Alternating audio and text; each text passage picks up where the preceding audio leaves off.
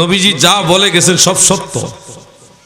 খুব তাড়াতাড়ি এই পৃথিবীতে ইমাম মাহদী আলাইহিস সালাম প্রকাশ হবে, খুব তাড়াতাড়ি প্রকাশ হবে।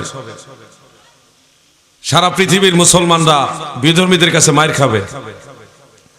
আমি বলিনি, আল্লাহ রসুল বলে গেছে, 1450 বছর আগে বলছে মুসলমানেরা মার খাবে। এমনকি সাপ যেমনি ভাবে সারাদিন খাবার গ্রহণ করে সন্ধ্যাবেলায় তার গর্তের দিকে চলে যায়, সারা পৃথিবী থেকে ইসলাম আস্তে আস্তে মদিনার দিকে চলে যাবে। এটা সহিহ হাদিস। সারা দুনিয়ার সমস্ত মুসলমানরা মায়ের খাইতে খাইতে মদিনামুখী হবে। একটা সময় থাকবে সারা পৃথিবী ঘুরে মুসলমান পাবেন না।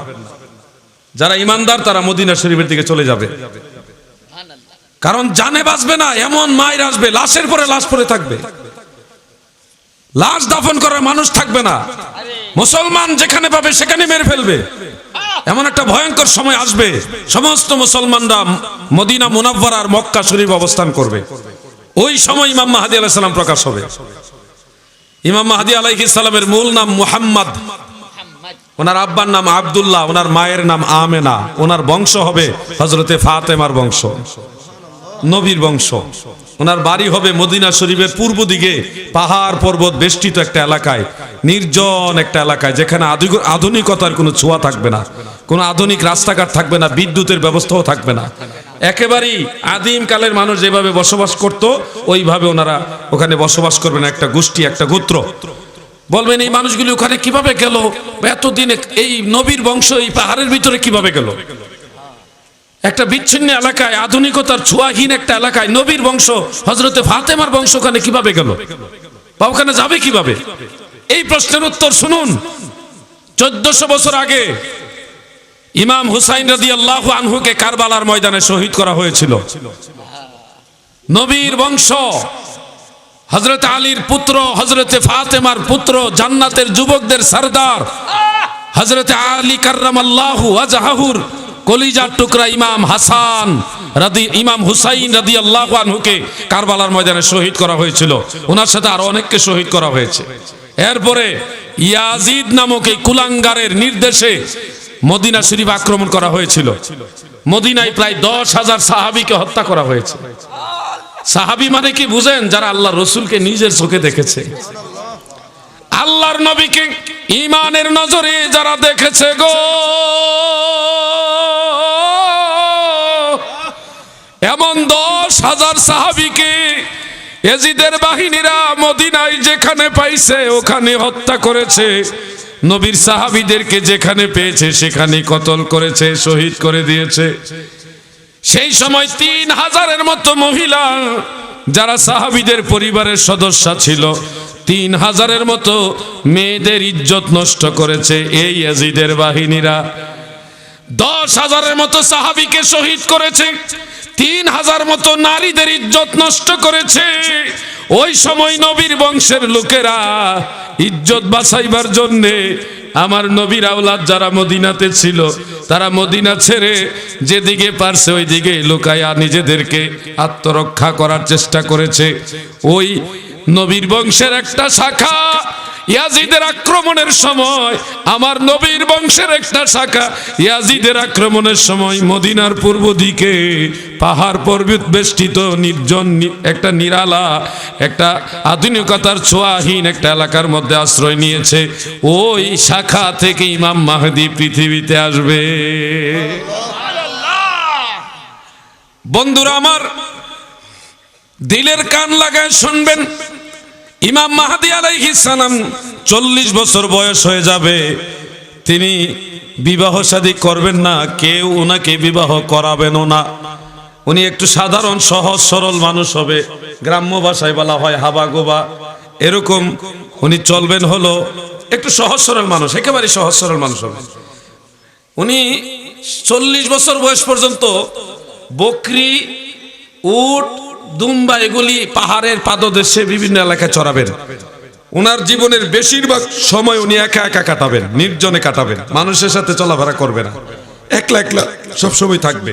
ওই পাহাড়ের চূড়ায় অথবা পাহাড়ের পাদদেশে ওই বকরি নিয়া দুম্বা নিয়ে অথবা উট নিয়ে পড়ে থাকবে, আল্লাহ বিল্লাহ করবে, আল্লাহর ইবাদতে মশগুল থাকবে। এটাই হবে ইমাম মাহদী আলাইহিস সালামের মূল কাজ। 40 বছর বয়স যখন ওনার হবে তখন উনি জীবনে প্রথমবার কাবা ঘর তাওয়াফ করার জন্য মক্কায় যাবে। মক্কায় যাবে উনি মক্কার হেরেম শরীফের মধ্যে প্রবেশ করে কাবা ঘর তাওয়াফ করতে থাকবেন, এইভাবে তাওয়াফ করবেন। কিন্তু কাবা ঘরে যারা আল্লাহর ওলি অবস্থানরত আছেন তারা ওনাকে দেখে চিনে ফেলবে। ইমাম মাহদীকে চিনার কিছু আলামত আমি আপনাদের বলে দেই, আপনারা জেনে রাখেন, যদি আল্লাহ নসিবে কুলায় তাহলে আপনারাও দেখলে চিনতে পারবেন। 1 নম্বরে উনি কথা বলার সময় তুতলায় কথা বলবে, কথা মুখের মধ্যে বেজে যাবে। ওই তুতলামুর কারণে ওনার রাগ উঠবে, রাগের কারণে উনি এখানে আঘাত করবে, উরাতের উপরে, উরুর উপরে এইভাবে আঘাত করবে। কেন? ওনার কথা মুখে বেজে যায়, এটা একটা আলামত। 2 নম্বরে ওনার চোখের এই ব্রু এত সুন্দর জান্নাতি ব্রু হবে, 2টা ব্রুর মাঝখানে চিকন একটা রেখা দিয়ে এইভাবে মিল থাকবে, মোটা না, চিকন। এই চিকন রেখাটার কারণে ওনাকে আরো বেশি সুন্দর দেখা যাবে। 3 নম্বরে উনি যেখানেই দাঁড়াবেন সবার চেয়ে ওনাকেই বেশি লম্বা দেখা যাবে, ওনার চাইতে লম্বা কেউ থাকবে না। যত বড় লম্বা মানুষই ওনার কাছে যাক, আল্লাহ তাআলা তিনার কুদরত দ্বারা ইমাম মাহদীকেই লম্বা বানায় দিবে, উনি সবার চাইতে লম্বা হবে, সুবহানাল্লাহ। 4 নম্বরে ওনার কাঁধ এত উঁচা এবং তীক্ষ্ণ হবে, যে কোনো বীর পুরুষ ওনাকে দেখলেই ভয় পাবে, এরকম উঁচা, এবং সিনাটা এত ভাসমান হবে, পৃথিবীর যে কোনো বীর পুরুষ ওনাকে দেখেই ভয় পাবে। 5 নম্বরে ওনার হাত স্বাভাবিক হাতের চেয়ে একটু বেশি লম্বা হবে, এই আপনার আমার হাত যেরকম লম্বা থাকে এরকম হবে না, আরো বেশি লম্বা হবে। 6 নম্বরে ওনার আঙ্গুলগুলিও স্বাভাবিকভাবে একটু অস্বাভাবিক লম্বা হবে, উনি তরবারি ধরে অনেক দূর থেকে আঘাত করে শত্রুকে ঘায়েল করে ফেলতে পারবে, কাছে যাওয়া লাগবে না। 7 নম্বরে উনি যখন হাঁটবেন ওনার সাথে হেঁটে কেউ পারবে না, উনি সবচেয়ে বেশি দ্রুতগামী, সবচেয়ে বেশি দ্রুত হাঁটনেওয়ালা হবে, সুবহানাল্লাহ বলে। দাদু ভাই আমার কত নম্বর গেল? 7। 8 নম্বরে উনি মজলিসের মধ্যে যেখানেই বসবে সবার চাইতে বেশি সুন্দর ওনাকেই দেখা যাবে, ওনার চেহারা এবং শরীর থেকে নূরের ঝলক বের হবে সব সময়। 9 নম্বরে ইমাম মাহদী আলাইহিস সালামের এই যে চুলগুলি সোজাও হবে না আবার কুকরানো হবে না, একটু হালকা বাঁকা হবে, জান্নাতি চুল, সিল্কি হবে, একেবারে এত সুন্দর চুল হবে, কানের লতি মুবারক পর্যন্ত লম্বা চুল থাকবে। 10 নম্বরে ওনার দাড়িগুলি চাপ দাড়ি হবে, এত সুন্দর দাড়ি হবে গো, চুল এবং দাড়ি মিলিয়ে ওনার চেহারা এত সুন্দর হবে। হাদিসের মধ্যে উল্লেখ, ইমাম মাহদী আলাইহিস সালামের চেহারা আমার দয়াল নবীজির চেহারা মুবারকের সাথে মিল থাকবে। এই 10টা আলামত বলে দিলাম ইমাম মাহদীকে চিনার। যদি আল্লাহ হায়াতে বাঁচায়, নসিবে কুলায়, তাহলে ইমাম মাহদীকে দেখে চিনতে পারবেন, আশা করতেছি ইনশাআল্লাহ। সময়টা বেশি দূরে না, আমার কাছে মনে হচ্ছে খুব তাড়াতাড়ি। আল্লাহু আলাম, আল্লাহ চাইলে আবার অনেক দেরিও হইতে পারে, আমি নিশ্চিত বলতে পারবো না, তবে লক্ষণে আলামতে বোঝা যাচ্ছে বেশি দেরি না। ইমাম মাহদী আলাইহিস সালাম প্রকাশের আগে কিছু আলামত আছে, আমি এগুলি বলবো না, বলতে গেলে এখানে ওয়াজের মূর অন্যদিকে ঘুরে যাবে। আমি শুধু কয়েকটা পয়েন্ট বলতেছি প্রয়োজনের তাকিদে। ইমাম মাহদী আলাইহিস সালাম কাবা ঘরে যখন তাওয়াফ করতে থাকবেন, ওই সময় কাবা ঘরে সব সময় আল্লাহর ওলিরা থাকে, মনে রাখবেন। যারা হজে গেছেন, উমরায় গেছেন, অথবা এমনিতেই গেছেন মদিনা মক্কায়, সব সময় কাবা ঘরের আশেপাশে আল্লাহর ওলিরা থাকে, এটা মনে রাখবেন। সব সময় আল্লাহর ওলিরা কাবা ঘরে থাকে, এবং 40 জন আবদাল সামদেশে থাকে, অল টাইম 40 জন আবদাল সামদেশে থাকে। বাংলাদেশেও প্রতিটা শহরে একজন আল্লাহর ওলি আছে, প্রতিটা শহরের একজন আল্লাহর ওলি কুতুব একজন সব সময় থাকে। আল্লাহ তাআলা একজন যদি মারা যায় তাহলে ওখানে সাথে সাথে আরেকজনকে আল্লাহ সেট করে দেয়। দাদু ভাই আমার, কাবার আল্লাহর ওলিরা ওনাকে দেখে চিনবে এবং বলবে, আনতা মাহদী, আপনি কি মাহদী? উনি জবাব দিবে, আনা মুহাম্মদ ইবনু আব্দুল্লাহ, আমি আব্দুল্লাহর ছেলে মুহাম্মদ। উনি নিজে নিজে স্বীকার করবে না, যতই প্রেসার প্রয়োগ করুক, কিন্তু উনি নিজের থেকে কখনোই বলবে না আমি মাহদী। কিন্তু আল্লাহর ওলিরা ওনাকে বারবার প্রেসার দিবে, যতই প্রেসার দেখ উনি নিজের থেকে স্বীকার করবে না। কিছুদিন তিনি মক্কা শরীফে থাকবেন, কিন্তু মক্কার মানুষের পাপাচার, বেবিচার, অবিচার এগুলি দেখে উনি খুব মনক্ষুণ্ণ হবেন। মানুষ দুনিয়ামুখী হয়ে যাবে, খুব গুনাহ বেবিচারে মানুষ লিপ্ত হয়ে থাকবে ওই সময়। এগুলি দেখে ইমাম মাহদী মনক্ষুণ্ণ হয়ে মক্কা থেকে মদিনার দিকে রওনা দিবেন, মক্কায় থাকতে চাইবে না। মক্কা থেকে ইমাম মাহদী যখন মদিনার দিকে রওনা দিবে, মক্কা এবং মদিনার মাঝামাঝি একটা জায়গায় যাওয়ার পরে ছোট্ট একটা কাফেলার সাথে ওনার দেখা হবে। ওই কাফেলার সমস্ত লোক আল্লাহর ওলি হবে। ওই যেই কাফেলার সাথে ইমাম মাহদীর দেখা হবে, ওই কাফেলা যায় যারা থাকবে সবাই আল্লাহর ওলি হবে। আল্লাহর ওলিরা ওনাকে দেখে চিনবে।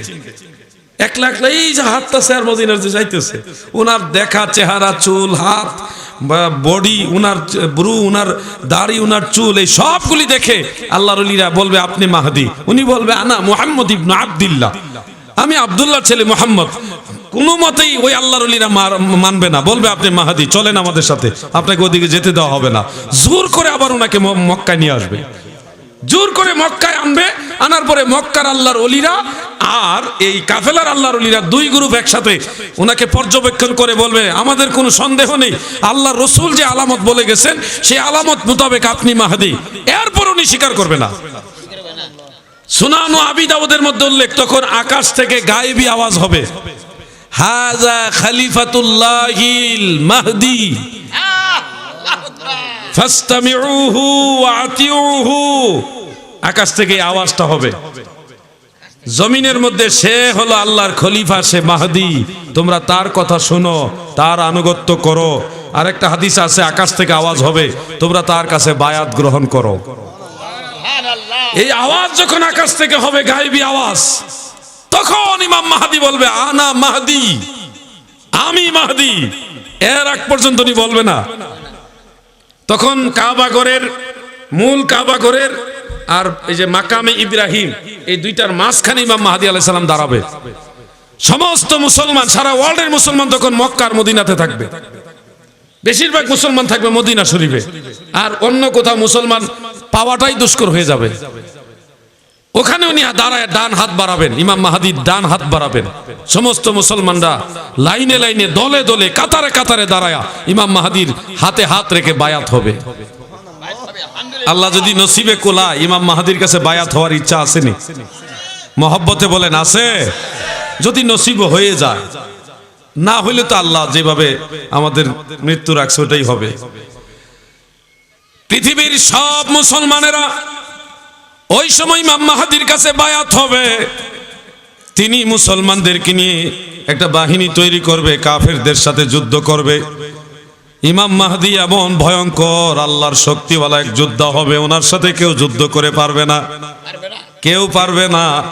যদি মুসলমানদের তুলনায় বড় কোনো দল আসে ইমাম মাহদীর বিরুদ্ধে, মুসলমানদের বিরুদ্ধে যুদ্ধ করার জন্যে, রাসূল পাকের হাদিসের মধ্যে পেলাম বিশাল বড় একটা বাহিনী খুরাসান থেকে ইমাম মাহদীর বিরুদ্ধে যুদ্ধ করার জন্য মক্কা শরীফে যাবে। কাবার কাছাকাছি সাদা এক মরুভূমির মধ্যে তারা যখন গিয়ে পৌঁছে যাবে, একেবারে কাবার কাছাকাছি চলে যাবে। মুসলমানদের সংখ্যা কম আর কাফেরদের সংখ্যা বিশাল। পুরা মরুভূমিটা কাফেরদের বাহিনী দ্বারা ভরে যাবে, এত সংখ্যায় খুরাসান থেকে বাহিনীটা একত্রিত হয়ে ইসলামের বিরুদ্ধে, মুসলমানদের বিরুদ্ধে যুদ্ধ করতে যাবে। আল্লাহ রসুল বলেন ইমাম মাহদীর সংখ্যা কম হলেও সেদিন ইমাম মাহদীও যুদ্ধের জন্য প্রস্তুতি নিবে, কিন্তু ওই কাফেরদেরকে আল্লাহ তাআলা ভূমিধস, মানে মাটি ধস নেমে যাবে, জিন্দা দাফন করে মেরে ফেলবে আল্লাহ। বিনা যুদ্ধে ইমাম মাহদী বিজয় হবে। সুবহানাল্লাহ বলেন। ইমাম মাহদীর বিরুদ্ধে যারা যুদ্ধ করতে যাবে, শক্তিশালী যতগুলি দল যাবে, তাদেরকে আল্লাহ ভূমিধস দিয়ে মেরে ফেলবে। ভূমিধস, হঠাৎ করে মাটি চাপা পড়ে যাবে। দাদু ভাই আমার, আমি যেটা বলতে চাচ্ছিলাম, কথাগুলি এতগুলি টান দেওয়ার কারণ হলো ওই যে মানুষ ইহকালে যারা আছে, অনেকে পরকাল বিশ্বাস করে না, কবরে আযাব, হাসরের বিচার, জান্নাত জাহান্নাম এগুলো বিশ্বাস করে না। ওটা বোঝানোর জন্য আমি কথাগুলি টান দিছি। হুট করে বললে আপনারা বুঝবেন না। আমি দাব্বাতুল আরদের কথাটা বলার জন্য ইতিহাসগুলি টান দিছি। দাব্বাতুল আরদ, আমি আসতেছি ওখানে, একটু সময় ধৈর্য ধারণ করে শুনেন। বিরক্ত হচ্ছেন না তো আপনারা? এই যুবক ছেলেরা, তোমরা কি বিরক্ত হইতেছ? তোমরা মনোযোগ দিয়ে শোনো। আল্লাহ বাঁচাইলে তোমরাও যদি হয়ে যায় তাহলে ভাগ্য কিন্তু হইতে পারে। সমস্যা এই বিষয়টা কিন্তু খুব আমার কাছে মনে হচ্ছে যেই বড় তিনটা আলামত আছে ইমাম মাহদী প্রকাশের বড় তিনটা আলামত, এর মধ্যে দুইটা আলামত জাহের হয়ে গেছে আর একটা বাকি। আমি বলবো না, কিছু কিছু কথা আছে বলা যায় না, পার্সোনাল হইলে আমি বলতে পারি। দুইটা আলামত জাহের হয়ে গেছে আর একটা বাকি। ওই একটা আলামত জাহের হওয়ার সাথে সাথে ইমাম মাহদী মক্কায় প্রকাশ হবে। দাদু ভাই আমার, ইমাম মাহদী আলাইহিস সালাম যখন এই টুকটাক ইসলামের পক্ষে যুদ্ধ করবে, ওই দিকে দুইটা মত রয়েছে এখানে, দুই ধরনের রাওয়ায়াত। একটা রাওয়ায়াত হলো মসজিদুল আকসা জেরুজালেমের বাইতুল মুকাদ্দাস, ওই বাইতুল মুকাদ্দাসের ছাদের উপরে। আরেকটা বর্ণনা আছে দামেস্কের বড় মসজিদের ছাদের উপরে হযরত ঈসা আলাইহিস সালাম দুইজন ফেরেশতার কাঁধের উপর ভর দিয়া ওই ছাদের উপরে সে নামবে। ঈসা আলাইহিস সালাম এখন দ্বিতীয় আসমানে আছে, দ্বিতীয় আসমানে। ওই দ্বিতীয় আসমান থেকে দুইজন ফেরেশতার কাঁধের উপর ভর দিয়া মসজিদে আকসায় বাইতুল মুকাদ্দাসের ছাদে অথবা দামেস্কের মসজিদের ছাদে এসে নামবেন। যেই ছাদে নামবেন ওই ছাদ থেকে দুনিয়ায় নামার সিঁড়ি থাকবে না, ফেরেশতারা একেবারে জমিনে নামাবে না, ওই ছাদের উপরই নামাবে। এইভাবেই ঘটনাটা ঘটবে আল্লাহর তরফ থেকে, এইভাবেই নির্ধারিত। ঈসা আলাইহিস সালাম ছাদের উপর থেকে ডেকে ডেকে বলল, তোমরা কে আছো? আমাকে ছাদ থেকে নামাও, আমি ঈসা ইবনে মারিয়াম, আমি মরিয়মের সন্তান ঈসা, আমাকে নামাও। উনি চিৎকার চেঁচামেচি করবে, তখন মানুষরা জড়ো হবে, একত্রিত হবে। হওয়ার পরে ওনাকে লম্বা একটা মই দিয়ে মসজিদের ছাদ থেকে জমিনে নামাবে। সিঁড়ি, মই আর কি, আপনারা কি বলেন এটাকে? এটা দিয়ে নামাবেন। তখন ঈসা আলাইহিস সালাম মুস্তাদরিকে হাকিমে এবং সুনানুল কুবরা লিল বাইহাকিতে উল্লেখ, ওইখান থেকে বহু রাস্তা অলিগুলি পার হয়ে সর্বপ্রথম মদিনা মুনাব্বারায় আল্লাহ রসুলের রওজা মুবারকে আসবেন।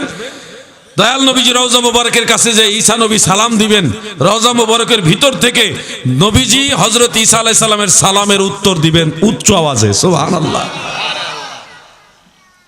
দাদু ভাই আমার, হযরত ঈসা নবী মদিনা থেকে আবার মক্কায় যাবেন। মক্কায় গিয়ে ইমাম মাহদীর সাথে ওনার দেখা হবে। দেখা হওয়ার সাথে সাথে ইমাম মাহদীর হাতে হাত রেখে ঈসা নবী বায়াত হবেন, মানে মুরিদ হবেন। বায়াত হওয়ার পরেই এমন একটা সময় থাকবে যে সময়টা নামাজের জামাতের সময় হয়ে গেছে। এমন সময় ইমাম মাহদী বলবেন, আপনি নবী ছিলেন, আপনি আল্লাহর রসুল ছিলেন, আপনি নামাজের ইমামতি করেন। হযরত ঈসা নবী বলবেন, আমি নবী এবং রাসূল ছিলাম, এখন নবী না, এখন আখিরি নবীর উম্মত। আপনি আমার ইমাম, আমি আপনার কাছে বায়াত হয়েছি। আপনি আমার ইমাম, আমি আপনার ইমামতি করতে পারবো না, আপনি আমার ইমাম, আপনি ইমামতি করেন। তখন সমস্ত মুসলমানদের ঐক্যমতে হযরতে ইমাম মাহদী আলাইহিস সালাম কাবা ঘরের ইমামের মুসাল্লায় দাঁড়ায়া ঈসা নবী সহ সমস্ত মুসলমানদের ইমামতি করবেন। এই সময় দাজ্জাল পৃথিবীতে জাহের হবে, অরিজিনাল দাজ্জাল। দাজ্জালের এক চোখ কানা হবে, আরেক চোখ ভালো থাকবে। দাজ্জাল চিনার আলামতগুলি বলে যায়, আল্লাহ রাসূলের হাদিসের মধ্যে আছে। এক চোখ কানা থাকবে, আরেক চোখ ভালো থাকবে। দাজ্জালের কপালে তিনটা অক্ষর লেখা থাকবে, কাফ ফা রা, তিনটা অক্ষর লেখা থাকবে পরিষ্কার, কাফের লেখা থাকবে। দাজ্জালের কপালে এটা লেখা থাকবে, সবাই দেখবেও। দাজ্জালের এক হাতে থাকবে জান্নাত, আরেক হাতে থাকবে জাহান্নাম। এক যুবককে দাজ্জাল বলবে, তুমি আমাকে রব হিসেবে স্বীকার করো। সে বলবে, আমার রব এইভাবে সরাসরি দেখা দেয় না, লা তুদরিকুহুল আবসার, কোন চোখ আল্লাহকে দেখে না। সে বলবে, আমি মৃতকে জীবিত করতে পারি। তখন বলেই দাজ্জাল ওই যুবককে কেটে ফেলবে, কেটে টুকরা টুকরা করে আবার তাকে জীবিত করবে। তখন ওই যুবক বলবে, আমার আল্লাহ এইভাবে কাউকে মেরে হুট করে জীবিত করে না। আমার আল্লাহ তিনি বেমেসাল, বেনজির। তিনি একবার যাকে মৃত্যু দেন তাকে আখিরাত ব্যতীত জীবিত করেন না। তখন এই দাজ্জাল ওই যুবককে জান্নাত দেখাবে, বলবে, এটা দেখো আমার কাছে জান্নাত আছে, জান্নাত দেখাবেও। সে যুবক বলবে, পৃথিবী থেকে এইভাবে সরাসরি আমার দয়াল নবীজি কাউকে জান্নাত দেখায়নি, আল্লাহও দেখাবেন না, আখিরাতে জান্নাত দেখানো হবে। তখন তাকে জাহান্নামও দেখাবে। ওই যুবক বিশ্বাসই করবে না। যে আমার রব কখনো এরকম করে না, আমার রব তিনি বেমেসাল বেনজির, সমগ্র মাখলুকাত তিনার মুখাপেক্ষী। আল্লাহ কখনো কোনো স্থান কালের মুখাপেক্ষী না। আল্লাহ কখনো, আমার রব আমার স্রষ্টা কখনো আমার কাছে এইভাবে আসবে না। তখন তাকে মারবে, কেটে ফেলবে, মানে হত্যা করে ফেলবে। আল্লাহ রসুল বলে সে জান্নাতি হয়ে যাবে। সুবহানাল্লাহ। 40 দিন দাজ্জাল পৃথিবীতে বাঁচবে। কতদিন? 40 দিনে সারা দুনিয়া সে ঘুরবে, এত ভয়ঙ্কর হবে দাজ্জাল। 40 দিন আল্লাহ রসুল বলেন এই 40 দিনকে প্রয়োজনে লম্বা লম্বা বানানো হবে, তারপরে 40 দিন আল্লাহ তাকে সারা পৃথিবীতে ঘোরার সুযোগ দিবে। এই 40 দিনে যত বেঈমান আছে তারা তো সবাই দাজ্জালের দলে যোগ দিবে, যারা ইমানদার আছে এর মধ্যে কিছু মুনাফিক তারাও দাজ্জালের দলে যোগ দিবে, আর কিছু মুমিন দাজ্জালের হাতে কতল হয়ে জান্নাতি হবে, শহীদ হবে। এই সময় দাজ্জালের সাথে কেউ যুদ্ধ করে পারবে না, ইমাম মাহদিও যুদ্ধ করে পারবে না। দাজ্জাল এমন ভয়ঙ্কর ফিতনা, আল্লাহ রাসূল দাজ্জালের ফিতনা থেকে বাঁচার জন্য দোয়া শিখাইছেন, দোয়া কর আমাদেরকে। ইমাম মাহদিও যুদ্ধ করে ওনার সাথে পারবে না। দাজ্জাল একমাত্র ফিনিশ হবে ঈসা নবীর নাকের শ্বাস যখন, হযরত ঈসা নবীর নাকের শ্বাস যখন দাজ্জালে গায়ে লাগবে সে অটোমেটিকলি সে মারা যাবে। ঈসা নবীর নাকের মধ্যে আল্লাহ এমন এক মেডিসিন দিছে, কিসের? Corona virus. ওনার নাকের মধ্যে শুধুমাত্র দাজ্জালকে হত্যা করার একটা আলাদা মেডিসিন আল্লাহ দিয়েছেন। ওই শ্বাস যখন দাজ্জালের গায়ে লাগবে অটোমেটিক দাজ্জাল মারা যাবে। দাদু ভাই আমার, দাজ্জাল মারা যাওয়ার পরে পৃথিবীতে ইমাম মাহদী আলাইহিস সালাম এবং ঈসা আলাইহিস সালাম শান্তিপূর্ণভাবে মোটামুটি অনেক বছর যাবত সারা দুনিয়া ইসলামিক আইন দ্বারা পরিচালনা করবেন, সবাই শান্তিতে বসবাস করবে। তবে ওই সময়টা বেশি দীর্ঘায়িত হবে না, বেশি লম্বা সময় হবে না। ওই সময় আমার আল্লাহ একটা বাহিনী দুনিয়াতে ছড়াই দেবে, এটার নাম ইয়াজুজ মাজুজ। ইয়াজুজ মাজুজ এই বাহিনীটা হযরত নূহ আলাইহিস সালামের এক ছেলের বংশধর। এরা হলো দেহে দেহে আকারে অবয়ব অনেক বড়, মানে দেওমন দানবের মতো বিশাল বড় বড়। রাসূল পাক সাল্লাল্লাহু আলাইহি সাল্লাম বলেছেন পৃথিবীর সমস্ত মানুষ একসাথে হয়েও ইয়াজুজ মাজুজের সাথে যুদ্ধ করে পারবে না, এমন ভয়ঙ্কর এক জাতি। হযরত সুলাইমান আলাইহিস সালাম, অন্য বর্ণনায় আছে যুলকারনাইন, উনি যখন ওই পৃথিবীর এক প্রান্তে গেলেন, উনি সারা পৃথিবী সফর করছিলেন সুলাইমান নবী। তেলের গাড়ি তেলে চলে, গ্যাসের গাড়ি গ্যাসে চলে, বিনা তেলে চালাই গাড়ি নবী সুলাইমান, আমরা সেই মুসলমান। সুলাইমান আলাইহিস সালামকে আল্লাহ তাআলা একটা তক্তা দিছিল। তক্তা, তক্তা বুঝেন? এই যে তক্তা জোড়া লাগাইয়া ই করা হয়েছে না, এই টেবিল বানানো হয়েছে, টি টেবিল। এই তক্তা, এমন একটা বড় তক্তা দেওয়া হয়েছিল সুলাইমান নবীকে। এটা প্লেন যেমন এক দেশ থেকে আরেক দিকে ঘুরে নিয়ে যা, প্লেনের চাইতে আরো বেশি দ্রুতগামী ছিল এই তক্তা। এই তক্তা দিয়ে উনি সারা পৃথিবী সায়ের করেছেন। সুবহানাল্লাহ। পৃথিবীর শেষ প্রান্তের ওই মহল্লায় গ্রামে সুলাইমান আলাইহিস সালাম যাওয়ার পরে ওই গ্রামের মানুষগুলি অভিযোগ দিয়েছিল, হে সুলাইমান, একটা প্রজাতি এখানে রয়েছে, তারা এসে আমাদের জমি জমা, আমাদের ফসলাদি খাদ্য সামগ্রী নষ্ট করে দেয়, আমাদের বাসস্থান ঘরবাড়িগুলি অনেক সময় ভেঙে ফেলে। আপনি তাদেরকে একটু সেভ করে দেন, আমাদেরকে যেন তারা মানে ক্ষতিগ্রস্ত করতে না পারে।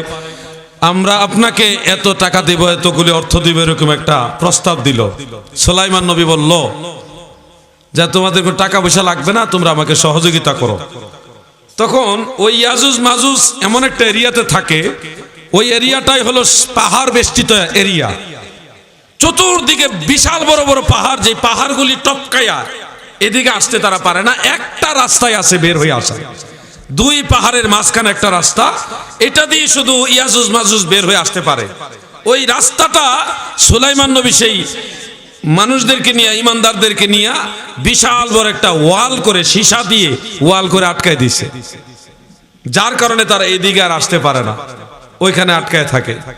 দাদু ভাই আমার, গভীরভাবে খেয়াল করবেন, আল্লাহর হাবিব বলেন এই সীসার তৈরি ওয়াল ইয়াজুজ মাজুজ প্রতিদিন জিহ্বা দিয়ে চেটে চেটে ক্ষীণ করে ফেলেন, পাতলা করে ফেলেন। যখন শেষ বেলায় ওয়ালটা একেবারে চিকন করে ফেলেন, তখন বলে আগামীকাল আমরা এটা আবার ভাঙবো, চলো আজকে চলে যাই। পরের দিন এসে দেখবে আল্লাহর কুদরতে ওয়াল আগের মতো মোটা হয়ে গেছে, অটোমেটিক হয়ে যায়, এটা আল্লাহর কুদরত।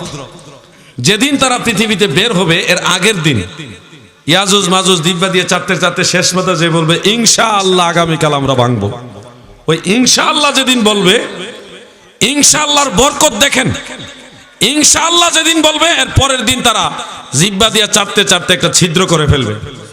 ওই ছিদ্র দিয়ে পৃথিবী দেখবে, দেখার পরে এত সুন্দর দুনিয়া দেখে তারা সবাই একসাথে আক্রমণ করে পুরা ওয়াল ভেঙে ফেলবে।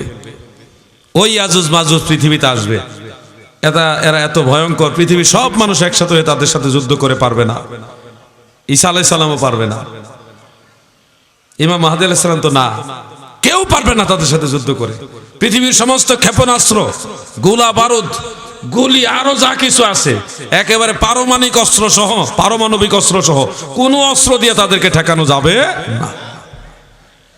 এই বাহিনী এমন এক ভয়ঙ্কর বাহিনী, তারা আসবে ইমাম মাহদী আলাইহিস সালামের প্রকাশ হওয়ার পরপরই ঘটনাটা ঘটবে, দাজ্জালের পরপর।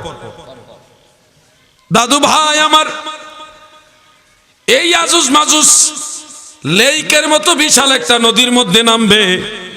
তারা ওই নদীর মধ্যে যত পানি আছে সব পানি সামনের ইয়াজুজ মাজুজের বাহিনীরা পান করে ফেলবে। পিছনের বাহিনীরা এসে যখন দেখবে মনে মনে বা বলা বলি করবে যে এখানে মনে হয় কখনো পানি ছিল না, পুরা নদীর পানি খেয়ে ফেলবে।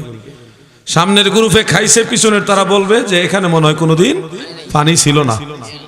কত বড় রাক্ষসেরা, এরা সারা পৃথিবী তছনছ করে দিবে। যখন ইয়াজুজ মাজুজ বের হওয়ার সময় হবে, আল্লাহ তাআলা ঈসা নবীকে বলবেন যে তুমি সমস্ত ইমানদারদেরকে নিয়ে পাহাড়ের উপরে উঠে যাও। ওই সময় সমস্ত ইমানদাররা ঈসা নবী সহ সবাই পাহাড়ের উপরে থাকবে, বিভিন্ন পাহাড়ের চূড়ায়। পানির অভাব আর খাদ্যের অভাবে ইমানদাররা ওই সময় খুব কষ্ট করবে, খুব কষ্ট করবে। আর সারা পৃথিবীতে ইয়াজুজ মাজুজ বের হয়ে তছনছ করে দিবে। মানুষ পেলে মানুষকে মেরে ফেলবে, ফসলাদি জমি জামা বিল্ডিং কন আর ঘর কন আর যা কন সব ভেঙ্গে চুরমার তছনছ করে দিবে। যেখানে যা পাবে তারা খাবে, আনন্দ করবে। এই বাহিনী আল্লাহ তাআলা কিভাবে ধ্বংস করবেন? ঈসা নবী মানুষের ইমানদারদের কষ্ট, খাবারের অভাব, পানির পিপাসা দেখে আল্লাহর কাছে দোয়া করবে, আল্লাহ আল্লাহ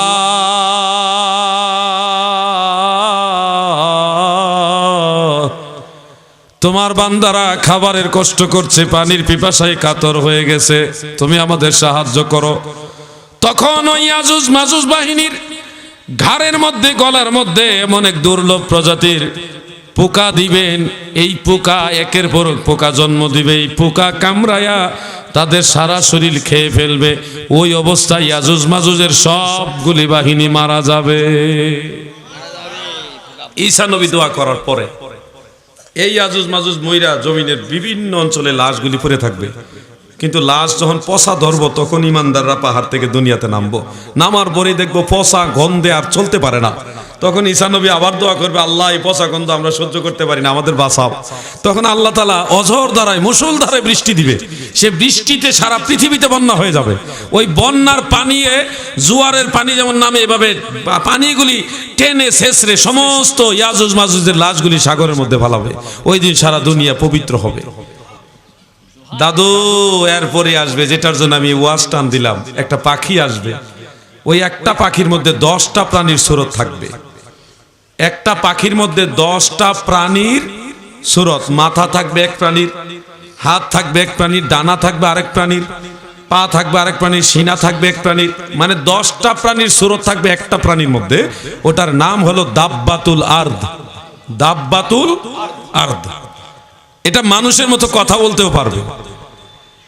ওই দুনিয়াতে এসে দাব্বাতুল আরদ সে মানুষের সাথে বলবে, দেখো তোমাদেরকে আল্লাহ রসুল বলেছিল আমি দাব্বাতুল আরদ দুনিয়াতে আসবো, এই দেখো আমি এসেছি, আল্লাহ রসুল সত্য বলেছেন।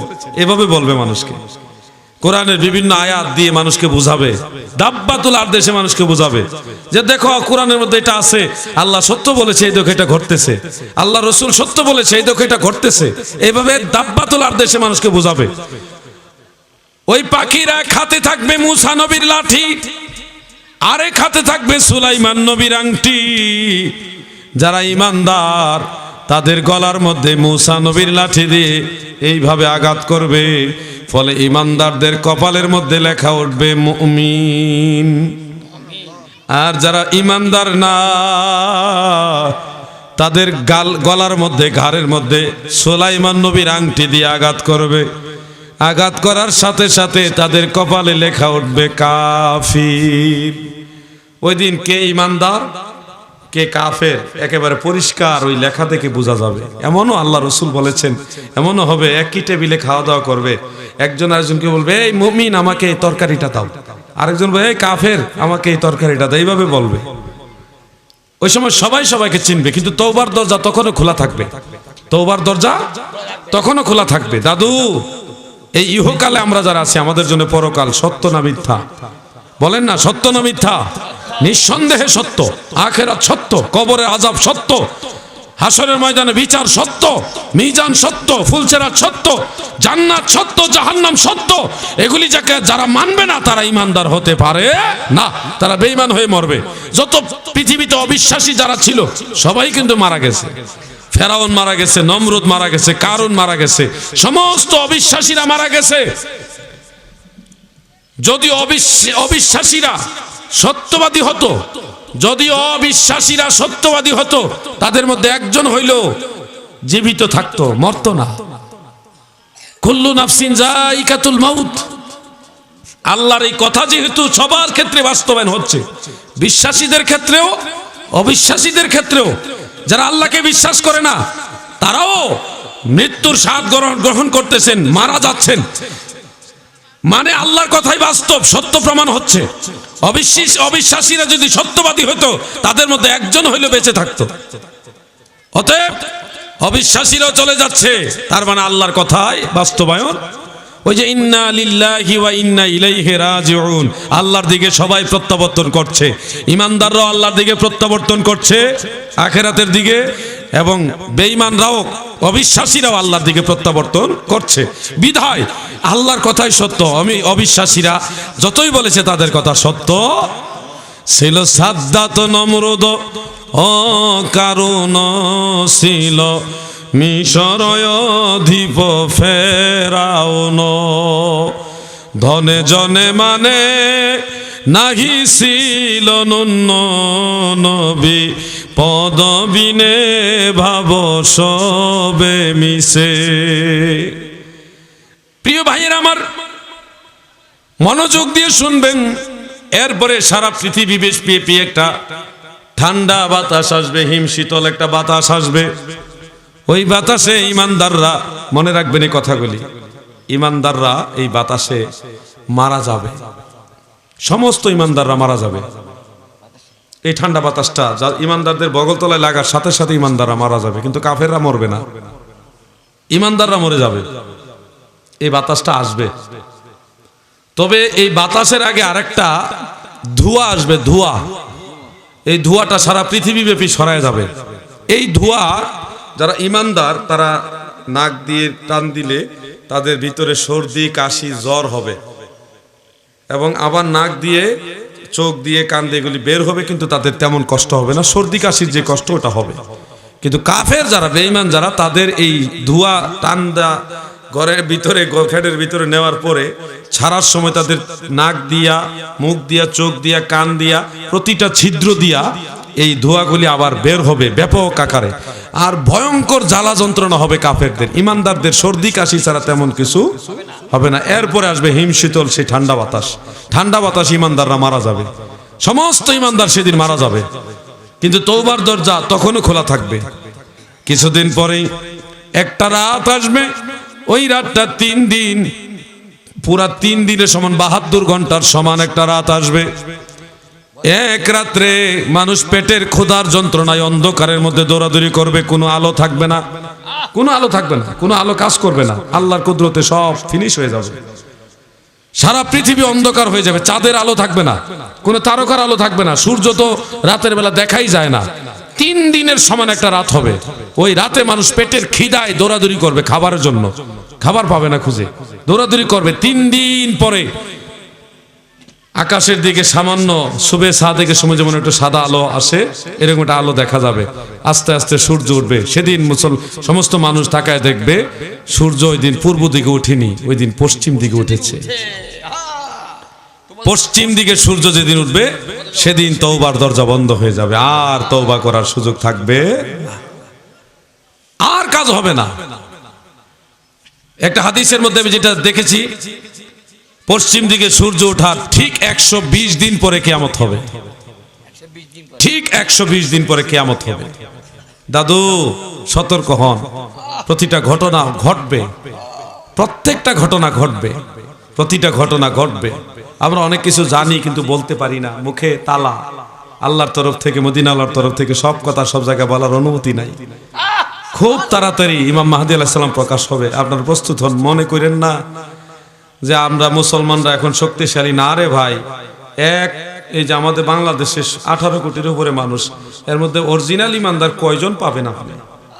বিপদে পড়ে গেলে দেখবেন দাদু, সবাই এখানেও অনেক মুসলমান আমি পাবো, সে সূরা ফাতিহা জানে না, ওযুর কয়টা ফরজ জানে না। এখানে আপনি 5 জন নবীর নাম বলতে জিজ্ঞাসা করেন সবাইকে, 2-1 জন হইলেও পাওয়া যাবে যারা 5 জন নবীর নাম জানে না। কথাটা অপ্রিয় কিন্তু সত্য। মরার পরে কবরে প্রশ্ন করবে কি কি, এটাও অনেকে জানেন, এমন লোক পাবেন। কিন্তু সে তার বাবা মুসলমান, তার দাদা মুসলমান, সেও মুসলমান, মুসলমানের ঘরে মুসলমান, কিন্তু জানাজার নামাজ পড়তে পারে না, সূরা ফাতিহা পড়তে পারে না, ওযু করতে জানে না ঠিক মতো। এমন বহু মুসলমান আছে। আপনি কি মনে করেন যে ইসলামের দুর্দিনে তারা মুসলমানদের পক্ষে থাকবে? এরা সুবিধাবাদী হয়ে যাবে, জান বাঁচাইবার জন্য তারা সুবিধাবাদী হয়ে যাবে। শুধু কট্টর ইমানদার যারা, তারাই এক ইসলামের পক্ষে থাকবে, অন্যথা আর কাউরে খুঁজেই পাবেন না। 18 কোটি, আপনি 2 কোটি 16 কোটি মুসলমান, 16 কোটি পাবেন না দাদু। সারা ওয়ার্ল্ডে খুঁজে মুসলমানদের সংখ্যা, অরিজিনাল তাকওয়াশীল তা আল্লাহ ছাড়া কেউ বলতে পারবে না। আমি একটা আইডিয়া দিচ্ছি আপনাদেরকে, কঠিন একটা সময় আসতেছে, ইমানদার হইলে অরিজিনাল ইমানদার হন, আর ভেজাল হইলে ভেজাল হয়ে যান, মাঝামাঝি থেকে লাভ নাই। জান্নাতও ভাইবেন না, জাহান্নামও ভাইবেন না, ভয়ঙ্কর জায়গাতে আটকায় রাখবো আল্লাহ। দাদু ভাই আমার, আল্লাহর দোহাই লাগে প্রস্তুতি নেন, ইমানের সাথে জিন্দেগি কাটান। প্রতিদিন ঘুম থেকে জাগ্রত হয়ে আল্লাহর দরবারে বলি, আল্লাহ আজকে যদি মারা যায় ইমানদার বানায়া মাইরো। ঘর থেকে যখন বের হয় আল্লাহর দরবারে বলি, রব্বুল আলামিন ঘর থেকে বের হচ্ছি, যদি মারা যায় ইমানদার বানায়া মাইরো। এই সব সময় প্রত্যাশা আল্লাহর দরবারে রাখি, ইমানদার হয়ে যদি মরি আমার জীবন কাজে লাগবে, আর যদি ইমান হারা হয়ে মরি আমার পুরা জীবনটাই বৃথা চলে যাবে। দাদু ভাই আমার কথা কি আপনারা বেজার হয়েছেন কেউ? আমি আপনাদের এটাই বুঝাইতে চাচ্ছি, পুরা ওয়াজে আমার নবীর শান আর আখেরাত, আমাদের মৃত্যুর পর একটা জীবন সত্য, এবং প্রতিটা বিষয় বলার মূল উদ্দেশ্য হলো ইমানের দিকে আপনাদেরকে উদ্বুদ্ধ করা। আমরা যে ইসলাম ধর্মে আছি, ইসলাম ধর্ম সত্য ধর্ম, সঠিক ধর্ম। ইসলামের প্রতিটা বিষয় বিজ্ঞানসম্মত, বরং বিজ্ঞানটাই ইসলাম সম্মত। সুবহানাল্লাহ বলেন। আমরা সবাই যেন ইসলামের দিকে প্রকৃতভাবে দাখিল হয়ে থাকি।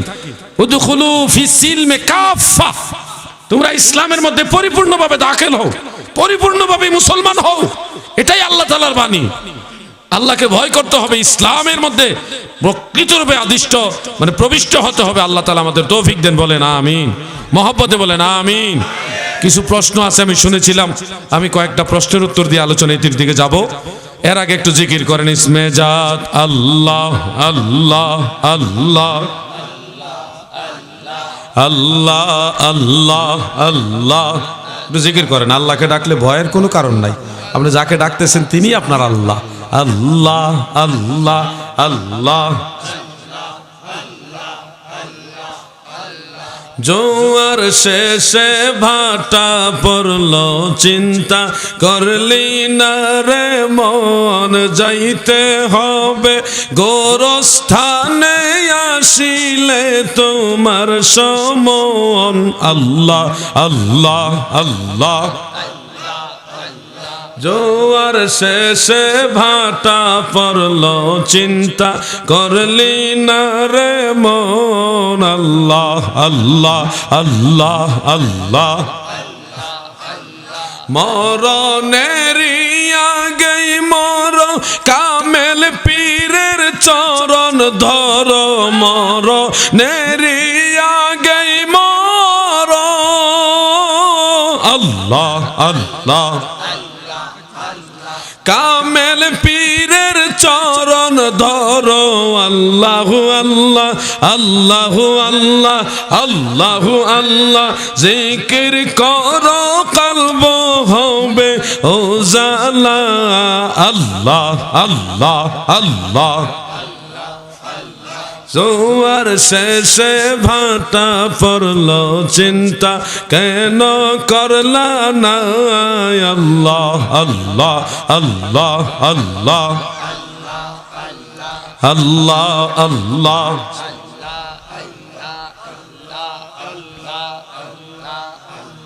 লা ইলাহা ইল্লাল্লাহু মুহাম্মাদুর রাসূলুল্লাহ সাল্লাল্লাহু আলাইহি ওয়াসাল্লাম। একটা বই আপনাদের নেওয়ার জন্য বলবো, এটা আমার লেখা, সম্ভব হলে প্রয়োজন মনে করলে নিয়ে যান। বইটার নাম নূরে মুজাসসাম। আমার দয়াল নবী আল্লাহর নূর, সৃষ্টিগতভাবে নূর, নূরে মুজাসসাম। এই ব্যাপারে যত দলিল আদিল আপনাদের জানা দরকার, এটা সংগ্রহ করে রাখতে পারেন, কাজে লাগবে। আপনার না লাগবে, আপনার ছেলে মেয়ের লাগবে, কারো না কারো এক সময় কাজে লাগবেই।